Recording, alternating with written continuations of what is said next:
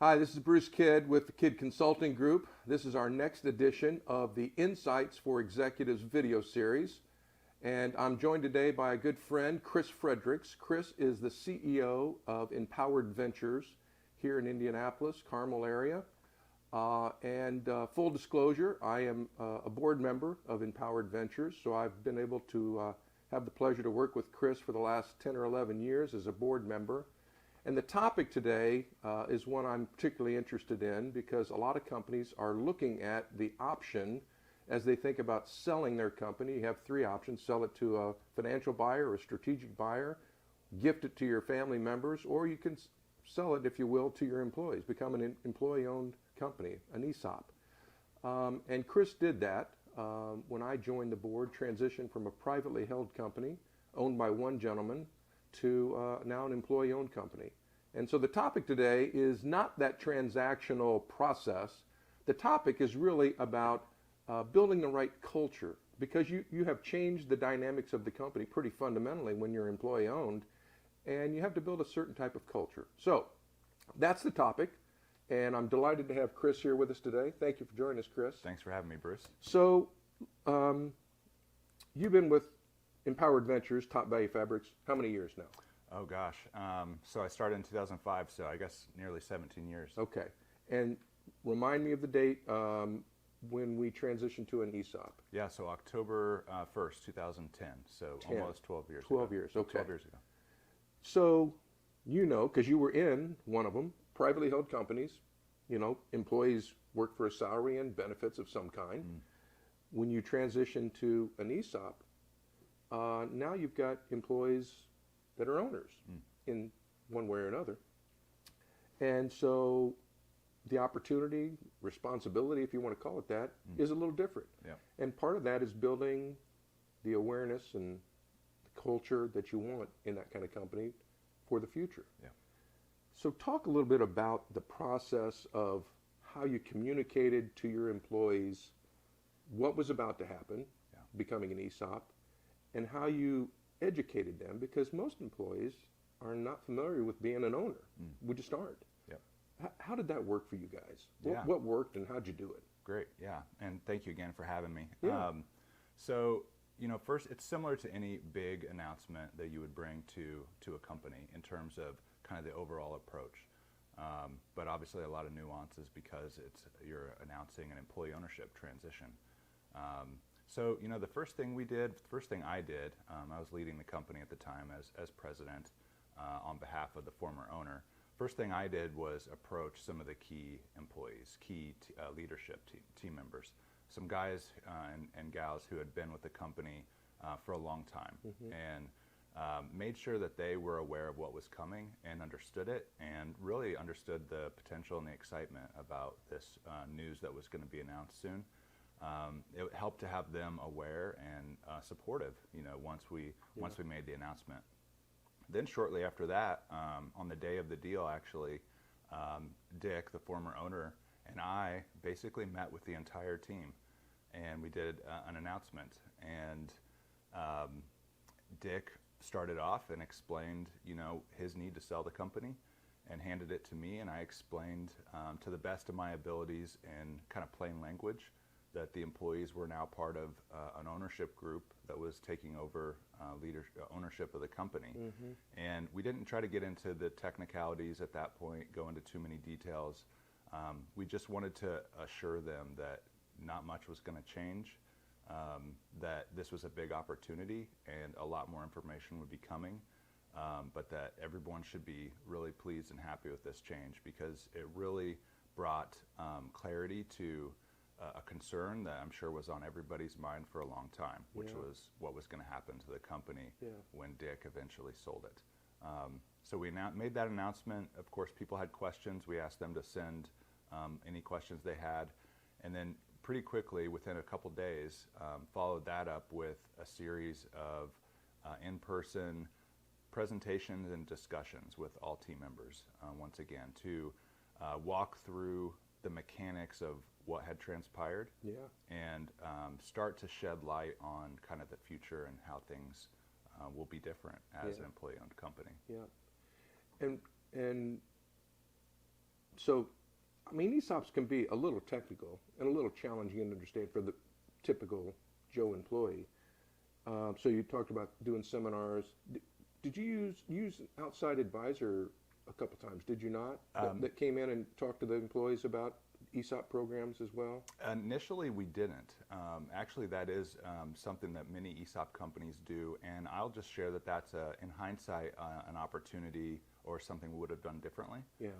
Since then, we've acquired 2 companies as part of our holding company, Yeah. and we have shifted to bringing in an outsider Okay. in the way you're referring to basically walk through those mechanics of how ESOPs work. Yeah. We did that ourselves the first go around, and it worked well. Yeah. But I think having an outsider do it with us would have added a little bit more outside perspective as well that could be helpful. Yeah. Communication formats, you talked about seminars and small group meetings. Yep. Was there regular communication from you as the CEO about the ESOP and what you're trying to build? Yes, I pretty much led those meetings from the beginning, Okay. Those seminars and discussions, and made sure that it was very clear to everybody that I wanted to know any questions they had, not just at the beginning, but on an ongoing basis. That was something I wanted to signal, and we did as an important change to the business, that an open door policy truly meant open door, and I was actively seeking input and feedback and questions. Yeah. So we started sharing a lot of information that we had never shared before as a company to really drive home an empowerment, employee-owned culture. I think that was the most important thing we did, was just be really thoughtful to do a lot of small things that sent the right signal. Yeah. So we did silly things like remove the executive parking places day one. When we did the deal, we removed the parking places. But then, outside of that, there's a lot of little things that take place, I think, in many companies that leadership sometimes don't realize the kind of signal it sends. Yeah. A good example is in the old, way that things were done, people would be visiting the company, the headquarters, people in suits many times, and there'd be a meeting behind closed doors. Well, all the employees notice that, and they start talking, and they wonder, who are these people? Mm-hmm. And maybe these people are just there to, propose on the next coffee deal, but it's really, something that can get out of hand. So I started very proactively just sending out emails, communications, small things, just to say, hey, here's who's here, here's this is why. It's no big deal. But if you have any questions, let me know. Yeah. And those types of things made a big difference. Yeah. And you had, as I recall, around 60 employees locally, but you had another 10 or 12 in California. Yeah, we had two main locations. A little harder to Mm-hmm. coordinate with them, or? A little harder, and that was something that we also wanted to improve as a company, is we did have kind of a two cultures situation because of the two locations. And I started spending a little more time, I'd visit more frequently. Yeah. Not that frequently, like I wasn't out monthly or anything, but previous to that, no one from Indiana was really going to California at all. Yeah.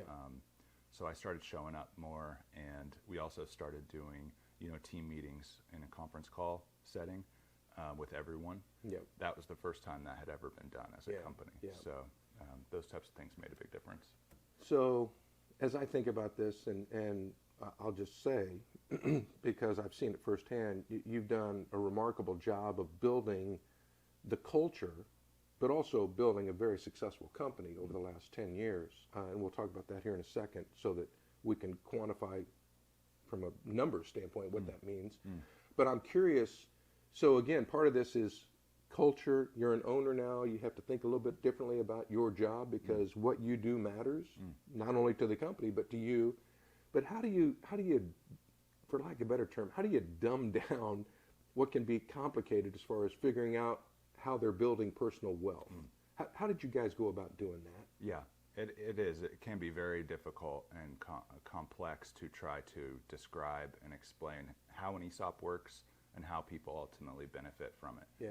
And it's common in most ESOP transitions that the first few years are more of a sounds nice, but I'll see how it goes. Right. That's very common. Right. And that's somewhat of what we experienced. Yeah. So initially, I think the key is to explain the mechanics as best you can in plain language, because the mechanics can be a little legalese for most people and get lost. Continue to refer to those regularly, and explain too that it's more of a wealth building plan than a retirement plan. I think that's key, especially for new hires too. For most people, retirement sounds too far off to be meaningful, but wealth is something that sounds, and it truly is. An ESOP is not just for retirees. Right. Anybody that joins an ESOP, can build wealth and then leave before they retire. Yep. So there's a little bit of a mislabeling there. But then to answer your question more directly, I think once you have kind of done the best you can to explain the mechanics of the ESOP, the real key is to connect their day-to-day job to the performance of the company financially, Right. and then connect the performance of the company financially to their accounts. And their accounts, their ESOP accounts, are the shares they receive on an annual basis times their share price. Right. And the share price is determined by the valuation of the company, Yep. which is determined by the net profitability of the company, Yep. which is determined by how well they do in their day-to-day Yeah. job. So if you make that connection clear every step of the way, which takes a lot of work, because that's really an opaque and challenging thing to accomplish once you really dig into the details of everybody's job. Yeah. I can't count how many times I've heard someone ask me, I don't really understand how my Right. job impacts the Yeah. whole. It doesn't feel like it Yeah. does. Yeah. Yeah. But there's obviously it does. It does. So, Yeah. But you have to make that clear. So this is ESOP Appreciation Month, is it not? Yes. Yeah. Yep. So I know you have some festivities today to celebrate that back in the company. I wondered, I had a thought, what was I going to ask? Oh, no, I read an article recently, and so this gets back to building wealth versus a retirement plan. Harder to understand building wealth for some people, the continuum of that. Yeah. But I read an article yesterday that talked about it became real in this ESOP company. The CEO was talking about the transition they made from privately held to ESOP over several years. And when it became real for the employees in this 50-person company was when one of the employees cashed out like 7-8 years later. Yeah. And everybody else saw what that check was. Yeah. Then it became real. Yeah. Have you had that happen at That is Empowered a Ventures yet? great question. We've had 4 people technically retire. We've had others leave who weren't of retirement age. We have not publicly disclosed to anyone yet, like the size of checks anyone has received. Yeah. Many ESOP companies do, and I think that's a really interesting approach. Yeah. We have had incredibly sizable, account values Yeah. when people leave. Yeah. I think speaking to that directly in a different way, one of the things I'm proudest of is we have a lot of people that have, other than those 4 retirees, there's a lot of people who've been with us the entire time, since the ESOP Yeah. transition over almost 12 years ago. And on average, their account values today, across the board, all those folks that have been with us, are like 5 times their total annual compensation. So if you do the math, no matter how old they are or what their compensation level is, they are way ahead of what anyone in their kind of demographic, range is averaging in this country. Yeah. So truly life-changing, and that's the financial piece, and then obviously the non-financial is just as gratifying too. That pretty much everybody loves coming to work every day. Yeah. And that's like beyond my wildest dreams that's the way it is. And honestly, it's a testament to them all embracing and believing in what we're doing. Yeah. All I did was kind of create an ESOP and open up the possibility for this to happen, and everyone pulling together and making it happen is why it's happened. Yeah. So that's the most gratifying thing about it. No, it's been great. Actually, I was going to ask you that question. What was the most important thing for you that you've accomplished over the last 12 years? What are you most proud of? And it sounds like you just mentioned it. You know, that just the employees are bought in, They feel like owners. They act like owners. They're happy to be at work. That alone in today's world, happy employees is not that easy to have. No, it's amazing. It transforms the company. It helps the bottom line, reduces turnover, which everybody has a hard time these days hiring. Yeah. So I couldn't be happier and prouder in a sense of everything we have accomplished. And I would encourage everyone to think about how to incorporate, employee ownership, or at least, some form of sharing the results of the company somewhat financially with everybody, no matter if you're an ESOP or not, because I think it can just create a whole different kind of work environment. Well, it doesn't have to be the 100% of the company. No, it doesn't. Yeah. You can do any percentage. So tell me about the role and the importance of an ESOP committee inside the company. Yeah. Because I know you have one. Yeah. And who's on it? What's their role? What benefit or value has it brought during this process? Yeah, and so an ESOP communication committee is typically a group of people who kind of volunteer or appointed at the beginning, who believe in what's happening. They're more rank and file individuals, and they will kind of support leadership and take charge even in communicating how the ESOP works, the benefits, even maybe taking the lead on cultural kind of maybe values communications and things like that. So it's very common for ESOP companies to establish these types of committees. This is a great example of how we've learned. I mean, this isn't something we came up with. A lot of ESOP companies talk about these types of things and share best practices. So we're just kind of following others' lead as well with many of these things. Yeah. And yeah, it's an important and very powerful way to, again, drive home the more widespread kind of we're all in this together approach. Yeah. It's not me always being the one saying this is why the ESOP is or why it's great. Yeah. It's people they work with on a day-to-day basis, and they can have real conversations about it and ask really hard questions to someone they trust. Yeah. It just it's very helpful and was really important for us and continues to be. But I'm guessing, you and I haven't talked about it, but I'm sure it's the case that it has helped enhance that cultural profile you're looking for this company. Oh yeah, I would say it's been, I don't know if we could have gone this far without it, for sure. It's been super important. So the company, 12 years as an ESOP, I know that your plan is to keep the company for a long time. You're not looking to build this and sell it. No, we never want to sell, ideally. Yeah. So that means you're going to have generational leaders after you and others on the senior management team, retire. Yep. You need to have the next group ready to take over, continue the culture that you wanted. How do you go about building that next generation of leaders in the company now? Yeah, I think it's very similar to other companies with regards to making sure you have a next generation of leaders. So, making sure you're hiring well, looking for high potential people throughout the business, giving them opportunities, encouraging them to grow and develop, explore management when it looks like someone has management potential. Yeah. But I do think a key with this question, which we've experienced, is being willing to make hard decisions. Right.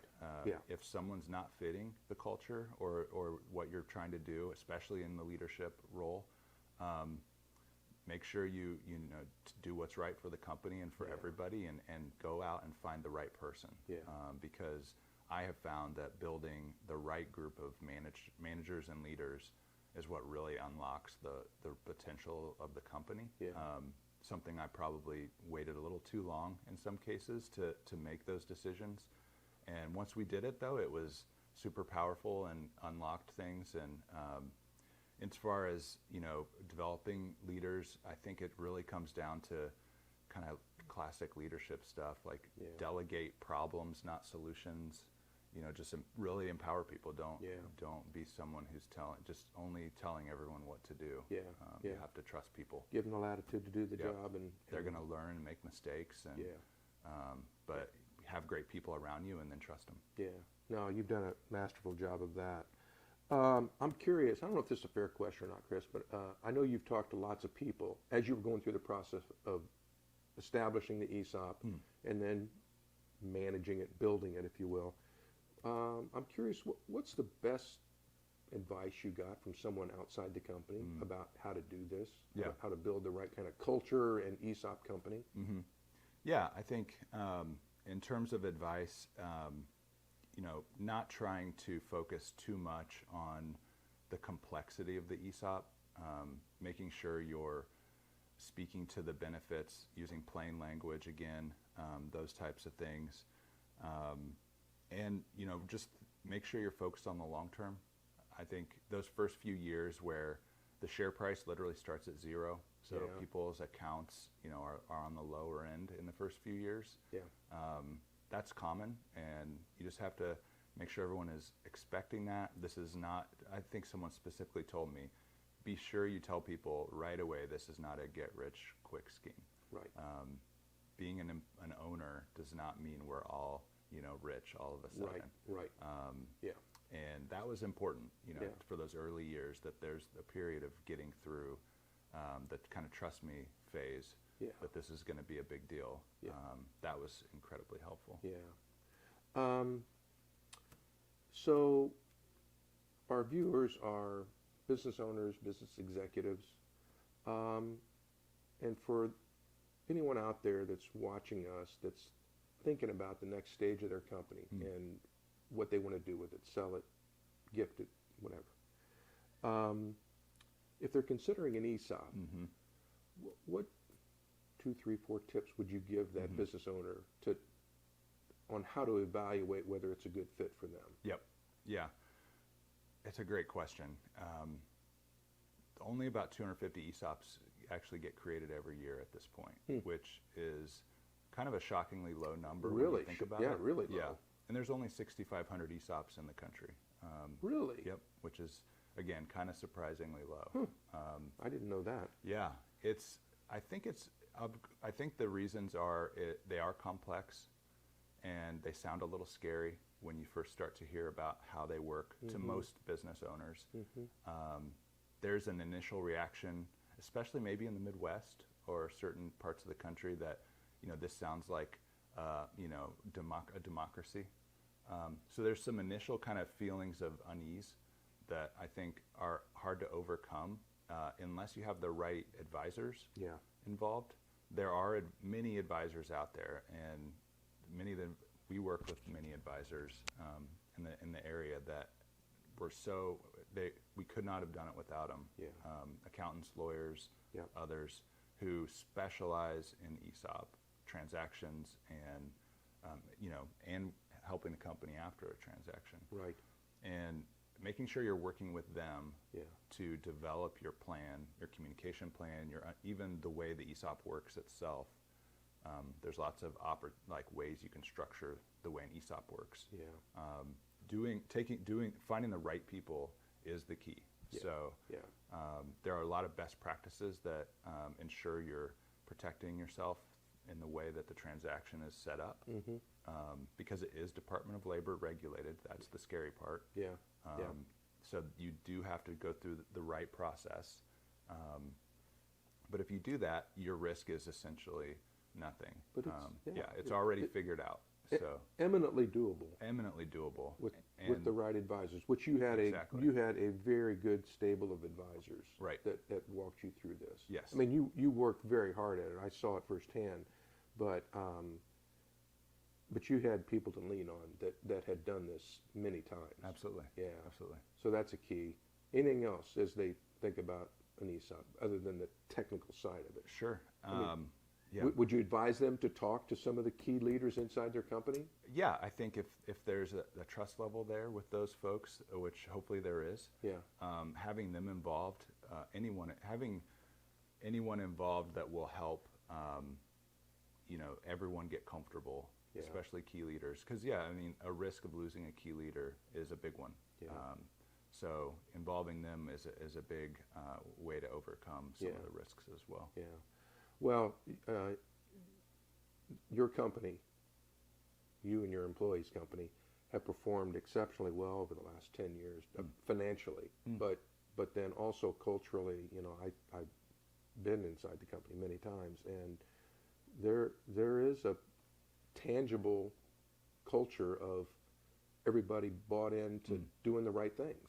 Yeah. And I know that was important to you early on when you and I were talking about it, and you've been successful in building that. It's really been impressive to see, and it's not the case in a lot of small companies. They don't have that culture. People clock in, clock out, and they don't have the same buy-in that I see in your employees, which is pretty cool. Yeah, it's very cool. Thank so you. congratulations on that. Thank you. Those are my questions. Great insights from someone who's been there, done that, and done it well. I appreciate you taking the time, because I do think there's some companies out there, even though there are not only 6,500, you said, in the country. Yeah. That number astounds me. I would have thought it was much higher. And we've referenced this a couple times previously in videos that a key bank study showed that there are up to 250,000 companies, private companies in the United States, that are looking to sell in the next 2, 3, 4 years. Yeah. Well, one of those options could be an ESOP for some of those, and we know that some of them are here in Indiana. Absolutely. Of that 250,000. So hopefully this has been helpful for you watching today about what an ESOP can be for your company, culturally, operationally, financially. Not the upfront technical stuff. There are people that can help you do that, but then building the right kind of culture is really important, and then it translates into terrific financial performance if you do it right. So thanks for being here. Very helpful. And thanks for watching us again today. We'll be back with another video very soon. Make it a great day. Be successful. Thanks.